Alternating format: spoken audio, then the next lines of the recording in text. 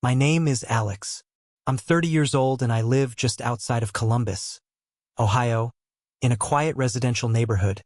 Not too fancy, not too run down. I work for myself doing freelance electrical and Wi-Fi installations. Nothing glamorous, but it pays the bills and keeps my schedule flexible. Some weeks I'm up to my neck and in work. Other weeks I'm praying for one more client just to cover rent. You get used to it. This whole story started on a Tuesday. I had just wrapped up a job at a dental office and had one more client for the day. A simple home Wi-Fi setup in a private house across town. I punched the address into my phone and drove over. The place was nice. 2-story house, clean yard, white shutters, one of those welcome mats out front. I double-checked the address and rang the doorbell. A few seconds later, the door opened and there she was. She looked not what I expected. Maybe late 40s shoulder-length hair, light makeup, wearing jeans and a loose button-down shirt. She had this calm, confident energy, like she wasn't easily surprised. She looked me up and down and then said, "Dry as hell. What? They deliver internet to the door now." I blinked, totally thrown off. "Oh, I'm here to install Wi-Fi. Got a service call for this address." She crossed her arms with a slight smirk. "Nope, no one called for that here." I pulled up the request form on my phone, then realized I'd entered the wrong house number. Right street, wrong number. "Oh man, I'm so sorry," I said. "My fault. I'll get out of your hair." She laughed softly. "No harm done. You were already here and my upstairs Wi-Fi has been dropping like crazy for months. Since you are clearly a professional," she gestured to my tool bag, "why don't you come in and take a look?" I hesitated. I mean, it wasn't an official job, but I didn't have anything else lined up, and something about her tone. It wasn't flirtatious or pushy. It was just matter of fact, like she decided I was staying and that was that. So I stepped in. The place was stylish, but lived in clean lines, warm colors, plants in the corners, artwork on the walls. I followed her up to the second floor, checked the router placement, found a few things I could tweak, basic stuff. Moved the router off the floor, adjusted the channel settings, reran the signal test. Worked better instantly. "You know, your stuff," she said, watching me from the doorway. "Yeah, I've done this a lot, and honestly, your setup's not bad. Just needed a few nudges." She nodded and asked if I wanted water. I said, "Sure." We ended up sitting at our kitchen island. One glass of water turned into an hour-long conversation. I don't even remember how we got from routers to talking about life, but it flowed. Her name was Elena, 47. She worked in interior design, ran her own small team, mostly high-end home projects and boutique hotels. Divorced 10 years, no kids, didn't date much. "Too busy," she said. I told her about my business, how I got into it after getting laid off from a big telecom company, how I liked working alone, how it's nice fixing things people rely on every day. She seemed genuinely interested, not just nodding to be polite. There was something really grounded about her. She didn't overshare, didn't ask weird questions, but when she listened, really listened, you felt it. After a while, I realized I was still holding my water bottle and hadn't even touched it in 20 minutes. I stood up. I should go got the actual job I was supposed to be at, 2 houses down. She chuckled. "Tell them I warmed you up at the door." I paused. "Thanks for not slamming the door in my face when a strange guy with tools showed up out of nowhere." She tilted her head a little. "You're welcome. Not every day someone rings my bell by mistake and ends up being decent company." I smiled, said goodbye, and walked away. But the weird part, for the rest of the evening, while I was under someone else's desk, fiddling with tangled Ethernet cables, I kept thinking about her house, her voice, her eyes, and how calm I felt just sitting there talking to someone I didn't even know an hour ago. It had been maybe 5 days since I met Elena. I hadn't texted her. She hadn't messaged me. I wasn't sure if I should reach out. After all, I technically showed up at her house by accident. I didn't want to come off as pushy or weird. It was just one of those odd, nice human moments that happens sometimes. And maybe that was all it was. Then I got a job request through the same booking site I usually use, routine outlet repair at a commercial property standard form. Standard instructions. I didn't even notice the address until I pulled up to the building. It was an older brick office complex on the east side. Classy but quiet. I parked, grabbed my bag, and buzzed the suite number listed on the order. The door opened, and there she was, Elena. She blinked for half a second, then tilted her head and smiled, amused. You again? I couldn't help but laugh. Seriously, this wasn't on purpose. I swear.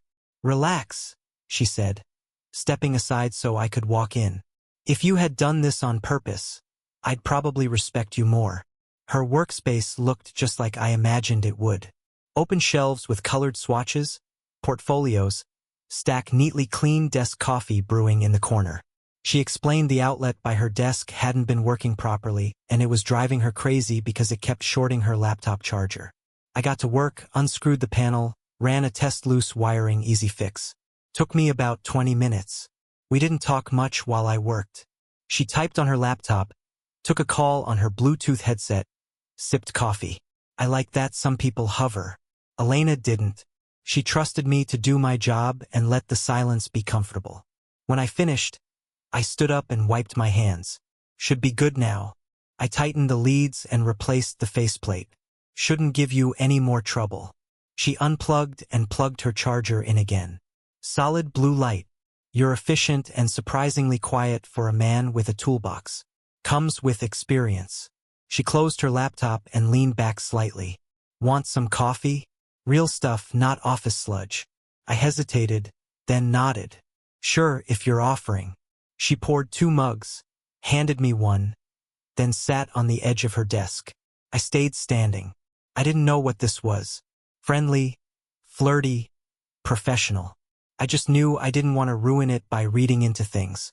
We talked again, this time not about routers or outlets, about her work. Turns out she was leading a redesign for a small boutique hotel in Cleveland. She showed me some of her design boards, clean, modern, natural textures. She had vision. It made sense. Her house felt like a portfolio piece. I told her that your place felt like someone actually lives there, but also like a magazine shoot. She gave a small smile. That's exactly what I want my clients to feel, like their life belongs in the best version of itself. There was something about the way she said that, calm, assured, not proud, just sort of who she was. I told her a little more about me, how I used to work for a big telecom company until the pandemic hit and they downsized half their field tech team. That's when I started freelancing. It was rough at first, but I liked the freedom. I wasn't getting rich, but I like solving real problems, seeing things work again because of me. She listened, not nodding out of politeness, but actually listening. You don't seem like most guys your age, she said. I shrugged. Maybe I just hang around broken things too much. Makes you more patient. There was a brief silence. She glanced at her watch and said, I have another meeting in 10, but thank you for coming and for not pretending you didn't recognize me. I smiled. Kind of hard to forget the woman who roasted me at the door. She smirked. You handled it well. As I turned to leave, she said, Alex. I stopped. She walked over to her desk, picked up a small sticky note, wrote something, handed it to me, her number. In case you ever need help designing your own space or, if you show up at the wrong house again. I took the note and smiled. I'll try to get the address right next time. We both laughed. It wasn't flirty. It wasn't romantic. But it was something. Later that evening, my phone buzzed. Today was nice. You've got good energy. Stay strange, Alex. I didn't know what to say. I stared at that message longer than I should have. I didn't reply right away, but I smiled. A couple of weeks passed after I fixed the outlet in Elena's office. During that time, we started texting. Not constantly, not in the way people who are trying to prove something do, just occasionally natural. Sometimes it was her sending a photo of a weird lamp she saw at a client's house. Sometimes it was me complaining about a customer who wanted me to fix their internet, but didn't actually own a modem. There wasn't a label on whatever was happening between us. We weren't dating, but we weren't strangers anymore either. One Saturday morning, I was in a hardware store grabbing some connectors when Elena texted, I'm grabbing coffee near you. Want to join, or are you knee-deep in wires again? I replied without thinking too much. I could be unwired in 10. She sent a thumbs-up emoji in the name of the cafe. It was one of those local spots, reclaimed wood. Too many succulents on the windowsill. Coffee so strong it could bench press you. She was already sitting at a small table outside when I got there. Her sunglasses on, legs crossed, iced coffee in hand. She looked calm, effortless. We talked for an hour. Then she asked if I wanted to help her pick out tile samples for a project she was working on. I said, sure. That turned into walking through a design warehouse for another 2 hours. After that, we ended up getting lunch at a taco truck and eating on a park bench. Nothing about it felt planned. It just flowed. That day was the first time I noticed how much I liked being around her. I wasn't trying to impress her. She didn't try to play it cool or be mysterious. She was just present. And the weird thing was, I felt more like myself around her than I had around people my own age. After that, things started happening more regularly. She invited me to a gallery exhibit one evening. I didn't understand half the modern art, but she walked me through it like it was second nature. Another time she asked me to help her assemble a flat-pack bookshelf, and we ended up watching some old Paul Newman movie afterward while eating Chinese takeout. She never crossed a line, never hinted, never pushed, but the energy between us, it was real, and I think we both knew it. One Thursday night, I was over at her place again. She made dinner. Nothing fancy, just salmon and roasted vegetables. We were sitting on the back patio afterward. The sky had that deep blue color just before it goes completely black. There were citronella candles, lit, jazz playing low through a speaker somewhere. She looked at me and said, "You're not what I expected." I asked, "Expected how?" She took a sip of wine and shrugged. "Guys your age, they either talk too much or try too hard. You don't do either. You're just here." I smiled. "Is that a good thing?" She looked at me without speaking, and then without warning, she reached over and took my hand. Just held it. Nothing dramatic, no speech, no build-up, just her hand and mine. I don't know what came over me, but I leaned forward slightly and I kissed her. Soft, brief. It didn't feel strange. If anything, it felt overdue. But right after, she pulled back just enough to speak, still holding my hand. "Alex, I'm 47. Her tone wasn't panicked. It wasn't warning. It was a fact, a reminder. I nodded. "I know." She looked at me again, deeper this time. There was something in her eyes. Not fear, not hesitation, just caution. Like she had lived enough to know that feelings weren't always enough. "I don't play games," she said. "I'm not trying to play." "Then don't try to be something you are not. Don't do this because it's interesting or new." "I'm not," I said. "I'm doing it because I want to." That silenced her for a bit. She looked down, let out a slow breath, and then said, "I need you to think before anything else happens. Think about what this is about, what you want, because I don't chase and I don't pretend." I didn't argue, I just nodded. I drove home that night in complete silence. No music, no podcast, just the sound of tires on the road and my own thoughts going in circles. It wasn't about the age. It was about her, how sure she was of herself, how sure she needed me to be, too. And I wasn't sure I was. I didn't text her the next day or the day after that. It wasn't intentional at first. I just needed space. Or at least that's what I told myself. The truth was, I felt small next to her. Not because she made me feel that way.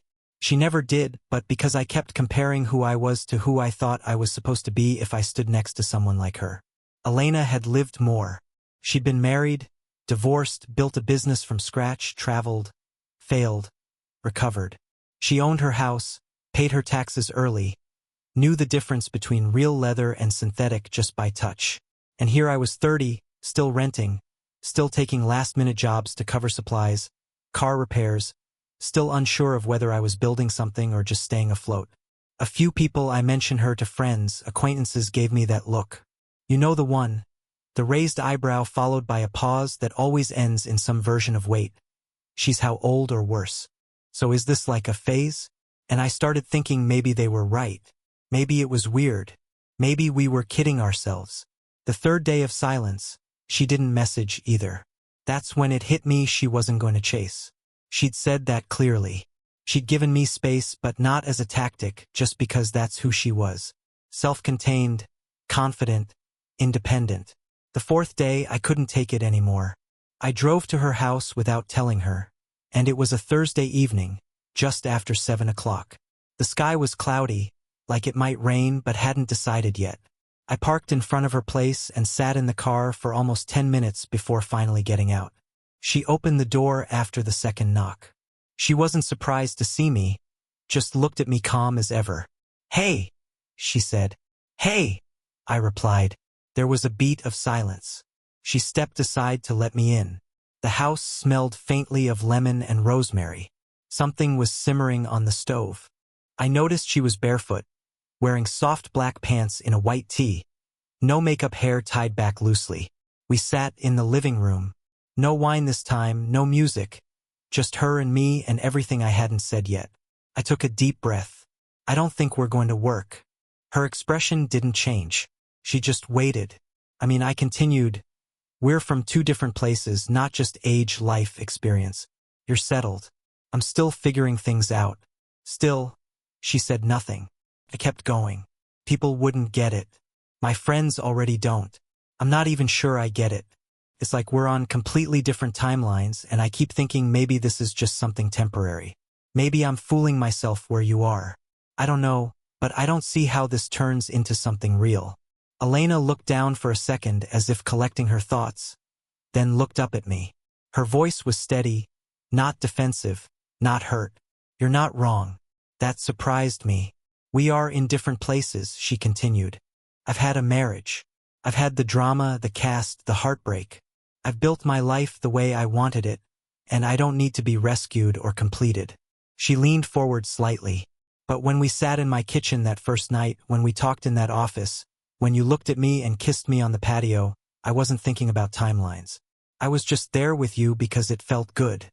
Then she leaned back and said, "You say we'll never work. We haven't even tried." I felt something drop in my chest because she wasn't angry. She wasn't arguing. She was just saying the truth flat, honest, clear. She wasn't asking for a promise or a label or even a future. She was asking, "How can you say it won't work if we haven't even started?" And I didn't have a good answer. I stood up. My hands felt useless at my sides. "I'm sorry," I said quietly. She nodded once, no judgment in her eyes. "I hope you figure it out." I walked to the door, hesitated, turned back, but she'd already stood and walked into the kitchen. I stepped outside. The clouds had finally decided. It started to rain. I sat in the car, soaked in silence, windshield streaking with water, wondering how the hell I got so close to something that felt real and still let fear do the talking. I didn't hear from Elena after that night. She hadn't blocked me. Her number was still saved. Our old messages still sat in my phone untouched. But I knew her well enough by then to understand she wasn't going to reach out first. And honestly, I couldn't blame her. For the next week or so, I kept telling myself I did the right thing, that being realistic was mature, that facing facts was better than pretending something could work when it clearly wasn't meant to. And yet, every time I tried to distract myself, whether it was working a jog, talking with friends, binge-watching old TV shows, I caught myself thinking about her, the sound of her laugh, the way she'd run her fingers along the rim of her coffee mug, while thinking how calm she always seemed, and how that calmness made me feel like I could actually be someone worth something. And then there was her voice still echoing in the back of my mind. "You say we'll never work. We haven't even treated." It hit harder with each passing day because she was right. I had shut the door before we even stepped through it. Not because of anything she did, but because I was scared of what it might mean if I let someone like her actually get close. The truth, I was intimidated by how much she didn't need me. And for someone like me who spent so long trying to feel enough, that was terrifying. But at some point, I stopped running from that thought and started asking myself, what if that's exactly the kind of love I need? So, 2 weeks after I walked out her door, I got in my truck and drove back. No text, no call. I knew she'd either answer the door or she wouldn't. It was a gray Saturday afternoon. The street was quiet. I parked across from her house and stared at her front door for what felt like forever. Then I walked up and knocked. She opened the door a few seconds later. She was barefoot again in leggings and an old hoodie. Her hair pulled back, no makeup on. Still, somehow, she looked exactly the same to me. Strong, certain, beautiful in the kind of way that doesn't fade with time. She didn't smile, didn't speak, just looked at me, waiting. Cleared my throat. I've thought a lot about what you said. No response, just steady eyes. You were right. We hadn't even tried. And maybe it still won't work. Maybe we'll end up hurting each other or realizing we want different things or that we're just not built for the same life. I paused, took a breath. But I'd rather try and fail with you than keep wondering what it could have been if I hadn't let fear get in the way. Her expression didn't change, but I saw her breathing shift slightly, just enough to know she heard me. I'm not coming here to fix you or complete you or promise something I can't deliver, I added. But I'm here for real if you still want that. She stepped back without a word and opened the door wider. That was her answer. I walked in. We didn't hug right away. No dramatic music, no big speeches. She walked to the kitchen, poured us both water, handed me a glass and sat on the couch. So I sat next to her and we talked. That night, we talked more openly than ever before about her past marriage, about my fear of never becoming enough, about the age difference, about the world outside, and how it might look at us, and how we didn't owe the world anything. Not if we were both in it for the right reasons. We didn't kiss that night. We didn't need to. We just sat close. Not perfectly, not passionately, just present. And it felt like a beginning. A month later, we started officially dating. No big announcements, no social media, just quiet, intentional time spent building something. Not based on infatuation, but on conversation, consistency, and mutual respect. 6 months in, I moved in with her, not because she needed me there, but because she wanted me there. And for once, I wanted something that didn't scare me, felt real. No rush, no pressure, just two people different on paper, aligned in practice trying. And some nights when we sit on that same back patio, candles lit, music low. I still remember that night I told her we'll never work. And how she answered, "We haven't even tried." She was right. We tried and it worked. The story of Alex and Elena teaches us a vital lesson. Fear can close doors, but courage opens them to possibilities we never imagined. Alex, a freelance electrician, stumbled into Elena's life by mistake. Yet their connection grew through honest, unforced moments. When Alex hesitated, intimidated by Elena's confidence and their age difference, he nearly let self-doubt sabotage something real. Elena's challenge, "We haven't even tried," cut through his fears, reminding us that love and connection are not about being enough or matching timelines. They're about showing up authentically and trusting the moment. Elena, at 47, didn't need Alex to complete her. She wanted someone who chose to stay present. Alex's decision to return to admit his fears and commit to trying shows that vulnerability isn't weakness. It's the foundation of meaningful relationships. Their story reminds us that life's best moments often come when we stop overthinking and start acting even if we're scared. It's not about having all the answers or fitting a society's expectations. It's about building something real, one honest conversation at a time. So, let go of the what-ifs and take that chance. You might find a connection that feels like home. Have you ever let fear hold you back from something real? Share your story in the comments. I'd love to hear it. If this story inspired you, hit that subscribe button and join our community for more heartfelt tales of courage and connection. Let's keep exploring what makes life meaningful together.